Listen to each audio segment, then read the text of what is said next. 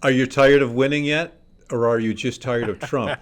Either way, you've got to admit this president has racked up a series of what even his critics are conceding has been sort of a remarkable string of success for the last 2 weeks. Perhaps the best hot streak he's had in either of his two terms so far. This is Whole Hog Politics. My name is Bill Sammon. I'm joined as usual by my old pal Chris Stirewalt, who is the author of the Whole Hog Politics newsletter on the Hill. Chris, I'm glad you're here to help me make sense of it all.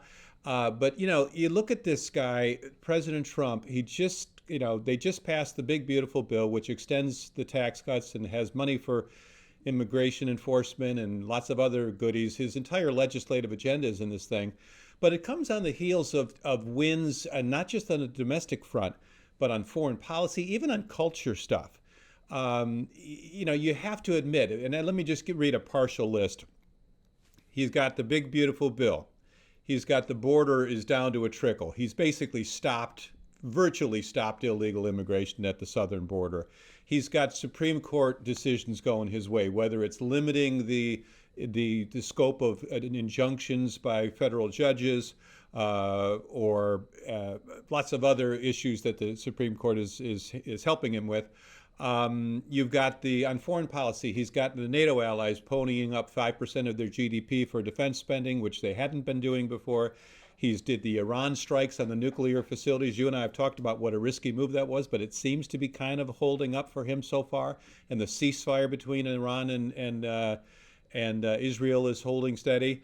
And then, as if icing on the cake, the University of Pennsylvania just sort of caved into Trump and said, okay, we will stop putting biological men into women's sports, and in fact, we'll apologize. What do you make of it? We know that he's eventually it's gonna go sideways on him. It does for all presidents. But do you acknowledge, as an appropriately skeptical Trump observer, do you acknowledge that he is on a hot streak? Well, I try to be a skeptical observer of all in politics, and this will be coming out on Independence Day. And I think, we should always in the press not be cynical, but we should be skeptical about whoever wants power. Um, I guess I will put it this way: the premise of the opening chapter, and I think you can say that the passage of this reconciliation bill closes the first chapter of the second Trump term. This is like, it was the thing. This is the agenda. This is the thing. And I was very skeptical that Republicans could hang together and do it, right? Because failure is always an option. And in this case, what failure would have looked like would have been dropping the rest of it, extending the current tax rates, and moving on, right? Which I thought, if this gets hairy, and I thought for a minute when Tom Tillis retired, I thought, oh, maybe it's going to go. But It would the have been gravity, actually effectively a tax hike, though, right? I mean, it would have been because the current well, tax cuts would have expired and everybody's taxes would have gone up. right. The ridiculous way in which our government does its books says we're cutting taxes, but then the cut to the taxes will expire Yeah. on a date in the future so that we can have fake accounting, so that we can mislabel the cost of the thing that we're doing. And then later, when that known deadline, you remember the doc fix that we went through Yeah. for 20 years after Clinton balanced the budget? And every year, this is the year that the Medicaid cuts are going to come in. And it was like, well, not this year. We're not going to do it this year. This is not the year that we're going to let that happen. So the phony baloney accounting meant that the tax rates would have shot up. It would have been a huge tax increase. Nobody in that chamber, nobody in that chamber, no Democrat, no Republican, really wanted the taxes to go up. They did not want the current tax rates to expire and have that massive tax increase. So I thought, well, they'll certainly do that, but can they do the rest of it? And the Donald Trump said to them, Ralph Norman, who I think is sincere. I think he and Chip Roy are like sincere conservatives who are trying to be conservative in an age that is very unconservative, came out of the meeting at the White House and said something remarkable. He said, well, the president said he's going to do things. He's got powers and he's going to do things. This is a bad bill, but he's going to do things and he's going to make it Executive okay. orders. He's going to do executive Yeah. orders. They're going to do impoundment. They're going to do whatever. Another sort of signal moment in the process was when Trump was at this meeting and he said, and we're not going to touch Medicaid. And somebody in the meeting said, but we are touching Medicaid. That's what we're doing. That's exactly what we're doing. And Trump said, no, we're not. And it's like, okay, we're not. Our talking point is that we're not going to do it. What Donald Trump was able to do through force of personality and fear, right? Fear of the primary electorate that supports Trump so strongly, was say to these people, this is a bad bill that you don't like. You don't like it if you're a moderate. You don't like it if you're a conservative, because it manages to both be fiscally irresponsible and has those cuts to welfare programs. Nobody likes it. You're going to vote for it anyway. And they did it. And it was amazing. It was amazing to see, to your point about the hot streak, it was amazing to see people vote against David Valadao, congressman from California, huge number of Medicaid recipients in his district. This is the ground zero for Democrats' efforts to take back the House of Representatives. There's no reason that David Valadao would vote for this, except for the fact that he knew that if he voted against it, and he was the one responsible, was the one who got the blame for killing the bill, that he would have gotten primaried and he would have lost. As you and I've talked about many times, losing a primary where 11% of the electorate is engaged is just as much out of office as losing a general election with 50 to 51% Like of the being electorate. a little bit pregnant, right? Right. You still lose, whether it's 11% of the electorate or 51% of the electorate, you still lose. And I do think you can say, I don't know that I use the word hot streak. That doesn't sound like something I'd say, but I would say that this closes the first chapter of the second Trump presidency with it very clear that Donald Trump is in command of his party in a way that probably no politician has been, maybe since Lyndon Johnson. Yeah, I think that's the bigger takeaway. And you look at what this means for his presidency. And by the way, I wasn't just referring, obviously, to the passage of the big beautiful bill, No. so-called. I mean, you go back to June 21st, which I think is when this so-called hot streak started, and that's when he was bombing the nuclear facilities in Iran, and things have kind of gone his way since then. But you're right. I mean, you talk about consolidating power, consolidating, just the ability to roll over all obstacles. It is quite something, and you have to think about this also from the Democratic Party's point of view. They, as you know, as we all have known for a long time, have been finding themselves lost in the wilderness, trying to find their way out. They are deeper in the wilderness than I thought after in the initial aftermath of the November election, and they're still having difficulty. But if you're a Democrat and you're looking at this hot streak, this has got to be demoralizing. I mean, to just see him get his way day after day this way. And again, it's going to end. It'll go sideways. These things are cyclical.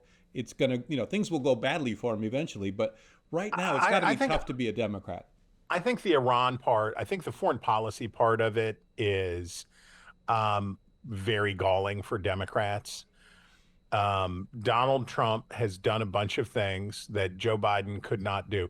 When Donald Trump recognized the government of Syria, when Donald Trump grabs Bibi Netanyahu by the scruff of the neck and says, you're an expletive dotted tirade about those things.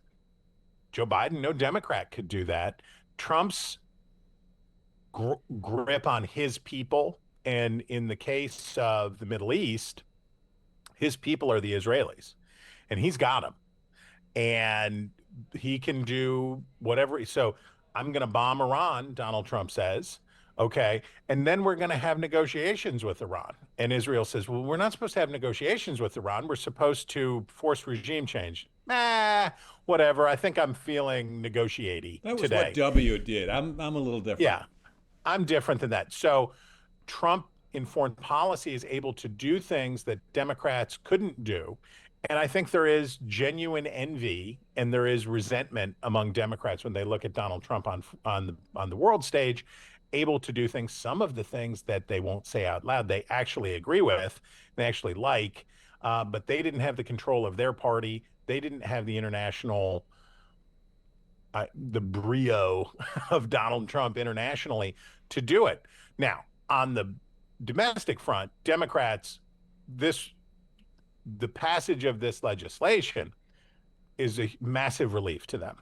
This is like fantastic for Democrats. Why? Republicans voted for a $5 trillion increase to the debt ceiling. They cut Medicaid and social safety net by $1 trillion.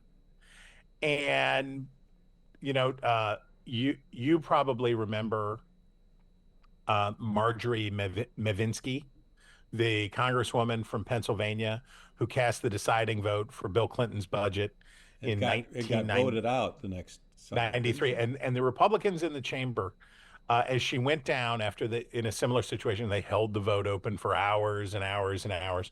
And so she finally went down to cast the deciding vote, say, yes, I support this legislation, because it included a bunch of other stuff. It had gun control stuff in it. It was a wild one. And it was Bill Clinton's whole first term agenda outside of Hillary care in one thing. And they chanted, bye bye, Margie, bye bye, Margie, as she went down to do it, because they knew that they had what they needed to run against her. I think also about Nancy Pelosi and cap and trade. Harry Reid told Nancy Pelosi, I cannot get a carbon cap through the Senate. Can't do it. Don't have the votes. In those days, they had a lot of red state kind of Democratic senators, Heidi Heitkamp and other people from places that were energy production states. He said, I can't do it. Don't send it over here. Nancy Pelosi made them walk the plank. They did. They voted for it. And that was not as much of a reason for the 64, 63 seats that Democrats lost in 2010. But it was a chunk of those, right? Because in a lot of those states. So if you're a Democrat today, you're happy. It's amazing if you're a Republican that Donald Trump actually got it done. But if you're a Democrat, what you believe is we now have the roadmap to take back the House of Representatives. We have enough bad votes from these people. There'll be violence in the Republican primaries over this a little bit here and there. But we'll have mostly everybody who's an incumbent Republican now. There's only two who didn't vote for the legislation, one to the right and one to the center. Thomas Massie from Kentucky and Fitzpatrick from Pennsylvania. Massey's already out there, the gunslinger. He's like, you come for me, I guess. I don't know. And for Fitzpatrick, his district, he's I believe the only House Republican in a district that Kamala Harris, one of the only Republicans in the House who's in a district that Kamala Harris won. And he couldn't, right? He couldn't do this and go back. So the funny thing about unpopular legislation, this legislation is unpopular and will be unpopular. Not passing it would probably have been more unpopular in the long run because of the tax increase. Right. But you don't get credit for things that didn't happen. The status quo, right? For keeping tax rates. Yeah. Yeah, you don't get credit. Now, Republicans are going to go out and they're going to sell. They're going to say, we've got extra deductions for tips. We've got a tax holiday for some tips, and we've got special deductions for Social Security beneficiaries, and we have other things that we can do. And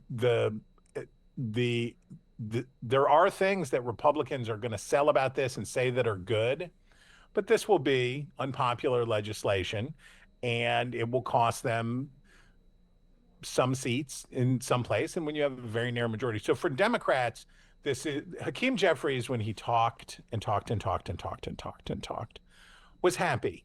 he was happy because they finally have what they're going to run against. An issue. Yeah. They finally have votes for all of these vulnerable Republicans and all of these 30 or so Republicans. They finally got their thing that they can say he voted to cut Medicaid so that he could give billionaires tax breaks. But Chris, you know, whenever I think about the Trump presidency and setting aside the current role that he's on, if you will, you know, you think about the tariffs, you think about some of the controversial ways that he enacts some of his policies, even when his policies are popular, the way he enacts them sometimes is unpopular, such as some of the border excesses and so forth.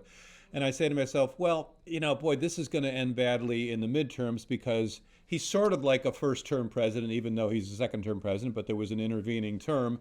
And so historically, you have to expect that the opposition party will do quite well in the first midterms. And then I'll remind myself, yeah, but gosh, these Democrats, they can't seem to get out of their way. They're so feckless this time around, and they're in such a funk. You're saying that they may have found their issue that is going to lead them to take back the House, maybe even the Senate next time? Senate, I mean, certainly Tillis has made it more. If Roy Cooper, the former governor of North Carolina, really does run, Tom Tillis's retirement makes that a much more likely grab. John Cornyn is trying to hang on for dear life in Texas, but if he loses that primary and Ken Paxton, the attorney general, gets in, you know, look, the path to a Senate majority for Democrats is very narrow, very daunting. It could be done. The But House, you think the House is a sure bet? I think it's if it's 20-80 that Democrats get the Senate, then it's 80-20 that they get the House. Yeah. History being what it is. And the other thing, this chapter business. Yeah. This chapter that we're concluding here with the bill, with the reconciliation bill, is not about Donald Trump. It's really about Joe Biden and the Democrats. So we've spent the first half of this year cleaning up, relitigating, going back over how Joe Biden's infirmity, trans athlete, border stuff. So the first chapter of a presidency, and I shouldn't be telling a presidential historian this, but the first chapter of a presidency is a reflection of what came before, right? It is set in opposition to this is what this was like, and now this is what it's like now. And at some point, and I don't know what that point is, we think of Obama. Think of how the first year of Obama was they drove the car into the ditch. You can't blame me, blah, blah, blah, blah, blah. And people said, well, give the guy a chance. Give the guy a chance. Now it's Donald Trump's America, right? This is it. You get what you want. You have what you want. You're threatening to deport the Democratic nominee for mayor in New York. We've got ICE raids going. Like, you're getting the things that you want. And voters tire of it. One thing we know for sure is that American voters do not like unified control of government. They say they don't like gridlock, but every time they have the chance to give us gridlock, the American electorate says gridlock.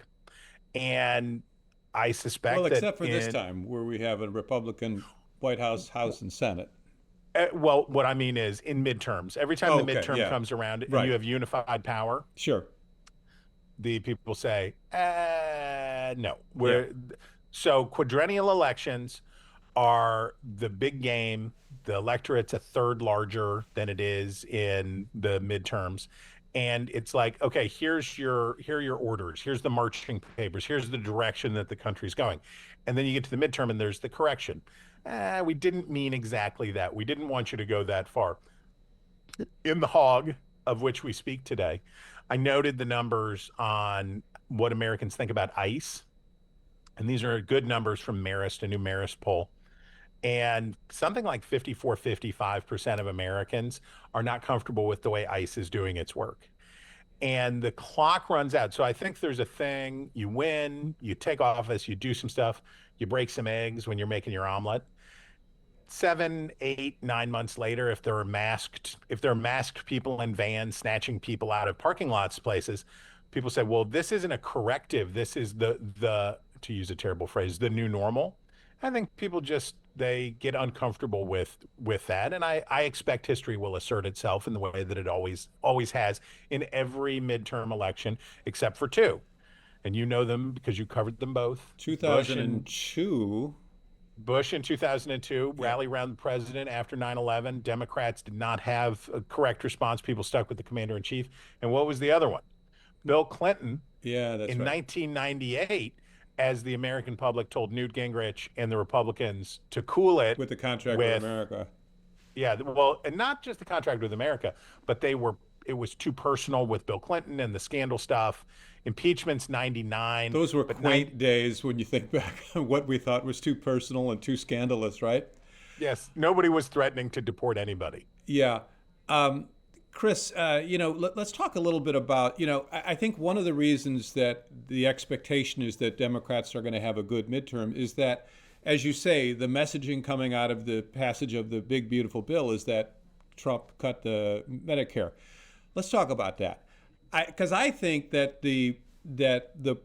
despite all the wins that the president has racked up, I think the Democrats have won on the messaging framing of that particular fight, because the shorthand is, yeah, technically we're cutting the amount of money that previously went to Medicaid, I should say.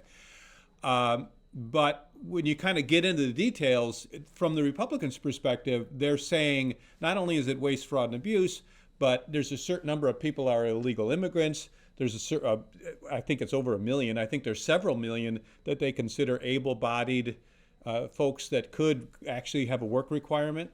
So it's more of a reversal of the expansion of Medicaid that Obama used to get Obamacare over the finish line. Remember, that was one of the big things that they did was, well, Yeah, that was the biggest part of Obama. Yeah. The most lasting component. So the exchanges in Obamacare have endured, but the lasting part of Obamacare is opening up Medicaid to the working poor, basically for people who are, because Medicaid is available if you are indigent, if you are in the bottom quintile of earners, you're going to get Medicaid, especially if you have kids, and every kid gets Medicaid through CHIPS. What Obamacare basically did was take it up to, it was like 140% of the poverty line. So that brings in, for a family of four, it's like, I don't know, 40 grand or something. Not very much money if you live in Washington, D.C., but if you live in Tahlequah, Oklahoma, it's a living, right? You can have a life. And now you can be on Medicaid. Now, the problem with Medicaid, of course, is it's not very good health insurance because it's Medicaid. A lot of doctors don't take it and all that stuff. Republicans' belief that there are a bunch of free riders on Medicaid who are out there, who are single people who are unemployed and lapping up all the Medicaid. No, those people don't get health insurance even when it's free. They don't even get health insurance when it's free. If you're a 22-year-old single dude, they don't need health insurance, really. I mean, they don't need as much health care as... They don't want it. They don't need it. They're not going to fill out the paperwork. They're not going to the post office to inquire, how might I get on Medicaid? The people who are on Medicaid, of course, are people who are in the system. And the people who are in the system are, again, the very poor people, the indigent people who are in these health maintenance organization kind of setups. These are administered by private entities in conjunction with the states where they're in. So those are the poor people, the indigent people. And then the Obamacare tier are the people that they couldn't get insured through the exchanges in Obamacare. These are the people who too poor, they didn't have jobs that provided health insurance. How do we solve it? And the answer was a new entitlement program to redefine Medicaid to bring these people in. Republicans had the chance in 2017 to come up with a new health care plan. They did not. They did not. And they, in one of the most appalling lapses that I can recall in political history, they had 10 years complaining about Obamacare. They get control and they're like, what do you guys want to do? And the answer was, we're going to take the tax money back now. And in 3 years, we're going to come up with a health insurance plan. Bro, what are you talking about? Yeah, but my only So point is that this cut in Medicaid is basically a reverting to what had been the norm prior to in Obamacare and Medicaid. 2009, yeah, I mean, it was the norm when people had flip phones. Obamacare has been around in I'm the not reason. suggesting we repeal Obamacare. I'm No, saying no, the no, no, no. What Medicaid I'm part saying, of the it. political pain, Yeah. the political pain in this is that those are Trump voters. My point is the people who are going to get cut, the millions of people who are going to see their services disrupted, however this works out, and it's going to be different in different states as different states do different things. And some states never did the Obamacare expansion, some states did. But as this comes down, the people who are going to get zapped are going to be a bunch of Trump voters, and they're going to be unhappy. I don't Yeah. think it's going to be a tidal wave that rolls through. But this Republican Party, if it wants to be the party of the working class, as it says it does, and no tax, whatever the thing they did with tips is part of that. But if they say they're the party of the working class, they better start catering to those voters. Democrats were really good for 75 years. The answer to every question is, how do we hit the blue collar folks with this? How do we get it down to those folks as we did it? Watching Republicans talk about, we're going to have to give a haircut to the Obamacare expansion. Like, guys, those are your voters. You better be careful out there because those are your voters. We've talked about a lot of the implications of the big, beautiful bill, whether it be the social safety net, whether it be taxes, whether it be money for the border. But one thing we should at least take a minute to talk about is the very issue that gave so much heartburn to some of these core conservatives like Thomas Massey, who said, look, I just can't abide the fact that we're adding trillions to the debt.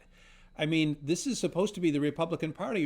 This was the party that used to be led by people like Paul Ryan, who's, no one even talks about in the Republican Party the idea of getting the debt under control, especially Well, when they you talk about it.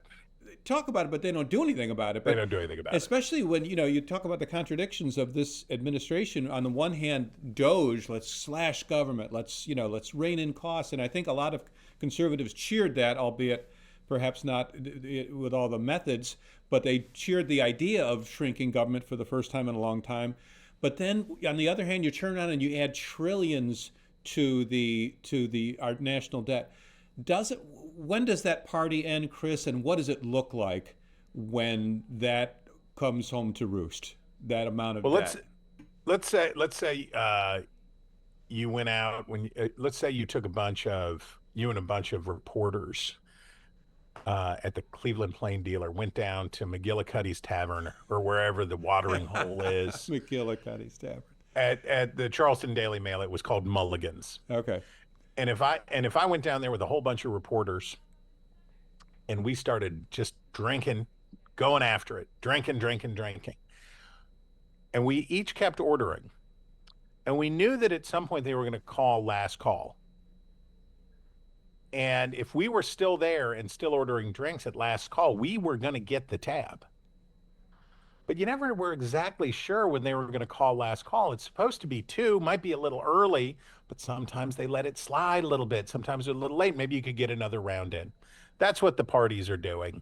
The two parties have a tacit agreement that the bill will come due, the damage will come, Social Security will need to be bailed out, massive disruptions are ahead. We've already seen that the cost of servicing the debt is climbing into second place. The number 2 thing in our federal budget expenditures is just servicing the existing debt. Right. And as we're watching the dollar weaken, right? So we say, oh, what's going on out here? And the answer is, we're going to pump and dump until the bartender yells last call. And whoever is standing in front of the bartender when the last call comes, is that going to be in 5 years? Is it going to be in 10 years? When the last call comes, whichever party is unlucky enough to be in charge at that moment will get the blame. Yeah, it's like that bit in the Bonfire of the Vanities, the novel by Tom Wolfe, in which the American journalist would go out in New York City and have to a fancy dinner in a bar when there'd be a lot of British journalists, and the trick would be one by one that the British journalist would slip away, and the last man there would end up with this enormous tab. They called him the fish. That was sort of like the sucker that got caught with it. Chris, before we run out of time, in addition to writing Whole Hog Politics, of course, you are the host of our Sunday show, The Hill Sunday on News Nation, which, of course, we've got a show coming up this holiday weekend. Anything we should be looking out for on this weekend show, other than your usual excellence? This is a very good show. I'm very excited about this show. The motif for the show is patriotic grace. Nice. Which is the idea. So basically, we're going to have this massive celebration for the America. We're going to shoot off fireworks. We're going to do all this stuff. But as Johnny Cash would say, when it's Sunday morning coming down, what are you going to do about it? What do you owe? How shall we live today if patriotism is true? And the answer is that we have to find, as we get ready, we're now in our 250th year. We've begun our 250th year as a nation. And what are we doing to be worthy citizens of that republic? So we've got Admiral William McRaven, who's going to talk about leadership and service from a patriotic standpoint. We've got Professor Robert P. George, the McCormick Professor of Jurisprudence from Princeton University, who's going to talk about his project about virtue and his project about fidelity in citizenship. It's a beautiful idea with a new book. We've got the story of bipartisan lawmakers who are working to get protected status for Afghan interpreters and guides who came to the United States and keep them here in the United States. They're working together. And we've got a quiz on civics with the National Constitution Center to see what you know, how good you are. You have to watch and you have to take the test, Bill, to know how good you are at your U.S. civics. I love it. So it's the old ask not what your country can do for you, ask what you can do for your country, right? We need to be reminded of that from time to time. For sure. That's all the time we have for this week's edition of Whole Hog Politics. I'm Bill Sammon, joined by Chris Stirewalt. We'll see you next time on Whole Hog Politics.